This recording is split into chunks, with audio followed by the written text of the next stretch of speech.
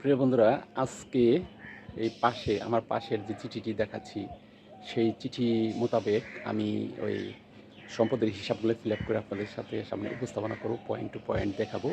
তো এই ভিডিওটা স্কিপ করবেন না। প্রিয় বন্ধুরা, আমি নিজে একজন সরকারি চাকরিজীবী। আমি একজন 15তম গ্রেডের স্বাস্থ্য সহকারী। তো আমার সম্পদের হিসাবগুলো আমি এভাবে নিবন্ধন করেছি বা এভাবে লিপিবদ্ধ করেছি। যেমন এখানে প্রথমে আছে কর্মচারীর নাম সুব্রত দেবনাথ। তারপরে আমাদের একটা ডিজি অফিস থেকে একটা আইডি দেওয়া আছে, সেই আইডিটা আমি এখানে লিখে দিয়েছি। তারপর পদবি ক্যাডার, যেহেতু আমরা ক্যাডার নই, প্রযোজ্য নহে। বর্তমান কর্মস্থল আমি টাঙ্গাইল কালিহাতীতে চাকরি করি বিধায় সেই ঠিকানা দিয়ে দিয়েছি। চাকুরিতে যোগদানের তারিখ সেটা দিয়েছি। তারপর আমার চাকরিতে যোগদানকালে পদবি আমার স্বাস্থ্য সহকারী সেটা দিচ্ছি। তারপর নিচে হলো স্থায়ী ঠিকানা। তো যেখানে স্থায়ী ঠিকানা এখানে দিবেন। আর ডান পাশে উপরে চলে গেলে এখানে এনআইডি নম্বরটা আপনার লিখতে হবে। তার নিচে হলো জন্ম তারিখ, আপনার জন্ম তারিখটা এখানে বসাতে হবে। তার নিচে টিআইএন। তো টিআইএন নিয়ে আমার একটু কথা আছে।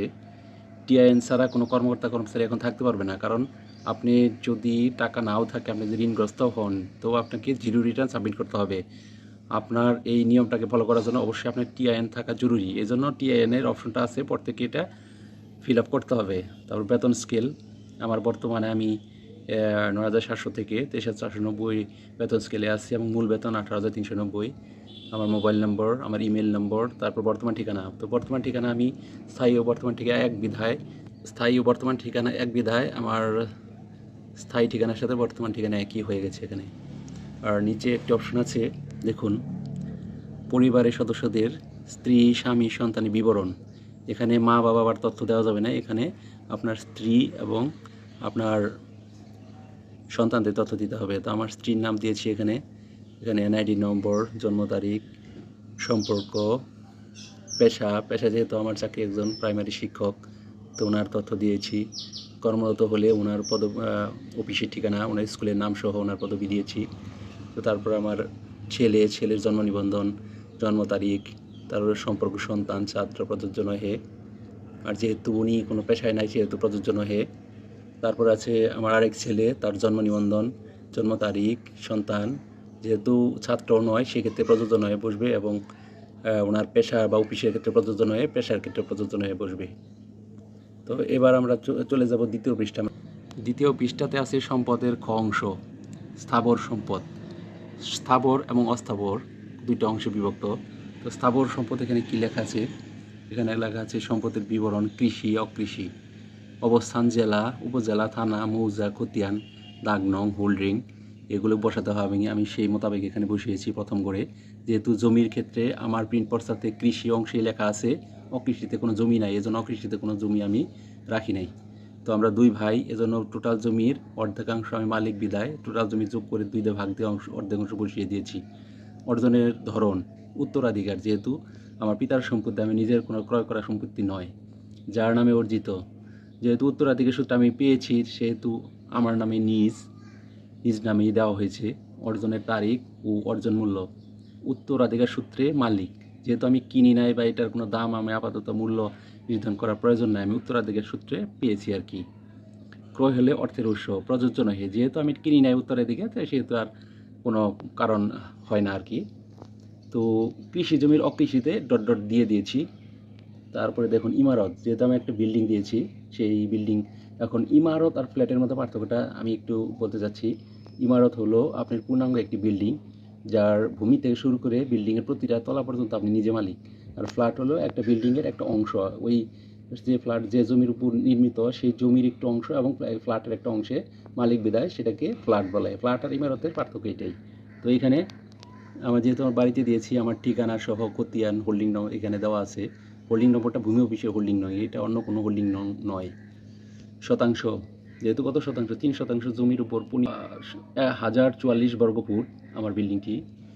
এবং এখানে লেখা আছে অর্থায়নের ধরন, নিজস্ব অর্থায়নে নির্মাণ, যেহেতু এটা আমি করেছি আমরা দুইজন সরকারি চাকরিজীবী দুজনে মিলে, যার নামে এটা নিজ নামে অর্জিত হয়। এবং এটা 7/11/2019 এর মূল্যটা আসছে 22 লক্ষ টাকা।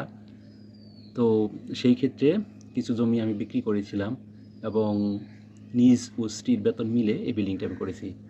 তো এর নিচের অপশনটা হলো বসতবাড়ি। তো বসতবাড়ি ইমারত, আপনি বিল্ডিংয়ের পাশাপাশি বসতবাড়ির অন্যান্য কোনো স্থান বা কোনো প্রতিষ্ঠান অন্য কিছু থাকলে সেই ক্ষেত্রে বসতবাড়ির অপশনে বসাতে হবে। তো বসতবাড়ি আর ইমারতের পার্থক্য হলো ইমারতটা হয়তো বা অন্য জায়গায় জায়গা কিনে করতে পারেন, বসতবাড়ি নিজস্ব জায়গায়, আর আমার বিল্ডিংটা আমার নিজস্ব জায়গায়। তারপর আছে ফ্ল্যাট। ফ্ল্যাট ওই যে আমি একটু আগে বললাম যে একটি বিল্ডিংয়ের একটা অংশ হলো ফ্ল্যাট, আর ইমারত হলো পূর্ণাঙ্গ একটি বিল্ডিং। যদি আপনার বিল্ডিং থাকার পরেও ফ্ল্যাট থাকে তো সেক্ষেত্রে আপনি তথ্যগুলো দিতে পারেন। তারপর আছে খামার বাড়ি, বাগান বাড়ি। আপনার অনেকের নিজস্ব খামার বাড়ি থাকে, বাগান বাড়ি থাকে, সেখানে অনেক কিছু সম্পদ টম্পদ একটু ইমারত বিল্ডিং টিল্ডিং এগুলো থাকতে পারে, সেগুলো সম্পদের হিসাব দিতে হবে। অন্যান্য প্রতিষ্ঠান, আপনি কোনো প্রতিষ্ঠান চাকরি পাশাপাশি থাকলে সেটার মালিক যদি আপনি হন, সেই সম্পদের হিসাবগুলা প্রতিটা অংশ অনুযায়ী আপনাকে বুঝিয়ে দিতে হবে।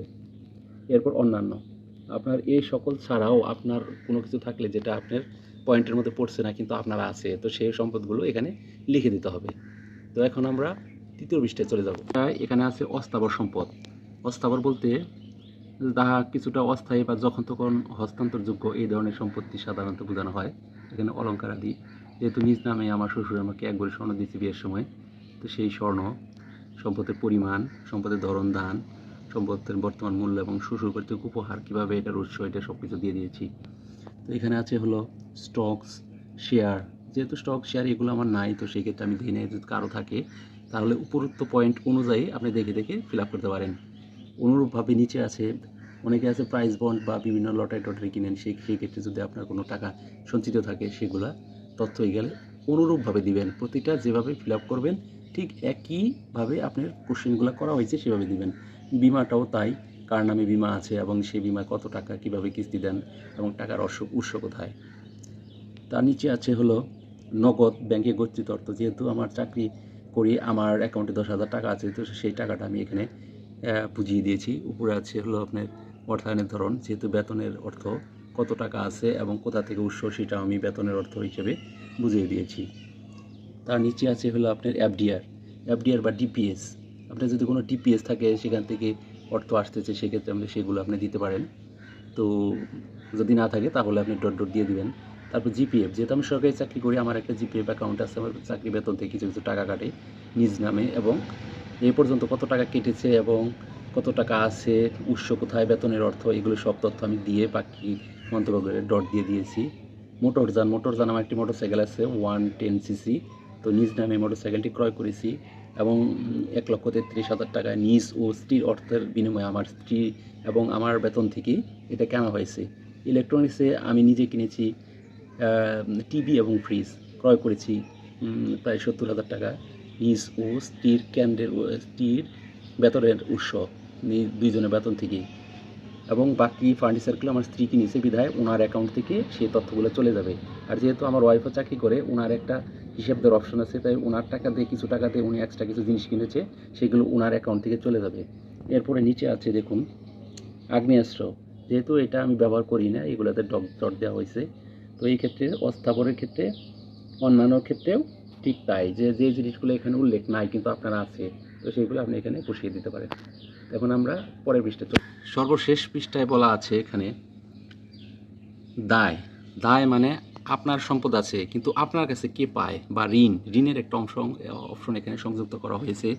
যেহেতু আমি এখানে ঋণ করে আমার বিল্ডিংয়ের সময় করেছি প্রায় 19 সালের দিকে, এখন 24 সাল আমার ঋণটা পরিশোধ হয়ে গেছে, কারো কাছে কোনো ঋণ নেই, এই জন্য আমি ঋণের কোনো অপশন এখানে দিতেছি না। তবে যার নামে ঋণ গ্রহীত নিজের নাম দিতে হবে, ঋণদাতা ব্যক্তি প্রতিষ্ঠানের নাম দিতে হবে। আপনি যদি ব্যাংক লোন করেন, স্যালারি লোন করেন, সেক্ষেত্রে এখানে দিতে হবে। ক্রয়ের ধরন, গৃহ নির্মাণ আপনি কী করেছেন বা কী উপলক্ষে টাকাটা নিয়েছেন সেটা এখানে লিখতে হবে। তারপর আপনি আছে এখানে হলো ঋণ গ্রহণের তারিখ, কত তারিখে নিয়েছেন, ঋণের পরিমাণ সেটা লিখতে হবে। পরিশোধ ঋণের মানে আপনার ঋণের নিচ্ছেন এবং পরিমাণ নিচ্ছেন এবং কত টাকা বাকি আছে সেটা লিখতে হবে। তারপরে মন্তব্যে যদি কোনো কিছু লেখার থাকে সেটা লিখবেন। তো এইভাবে যদি আপনি ঋণের অর্থের হিসাবটা দিয়ে দেন, আমার মনে হয় হয়ে যাবে। তো আমরা যারা সাধারণ চাকরিজীবী 11 থেকে 20 গ্রেড, এদেরকে কিন্তু যার যার নিজ কর্মকর্তার মাধ্যমে জমা দিতে হবে। 30 নভেম্বরের পূর্বে বিভিন্ন মেয়াদে জমা দিতে হবে।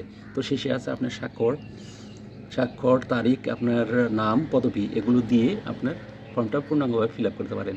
তো প্রিয় বন্ধুরা, এভাবে যদি আপনি ফিল আপ করেন তাহলে আমার মনে হয় আপনার ফিল আপটা মোটামুটি স্বয়ংসম্পূর্ণ হবে।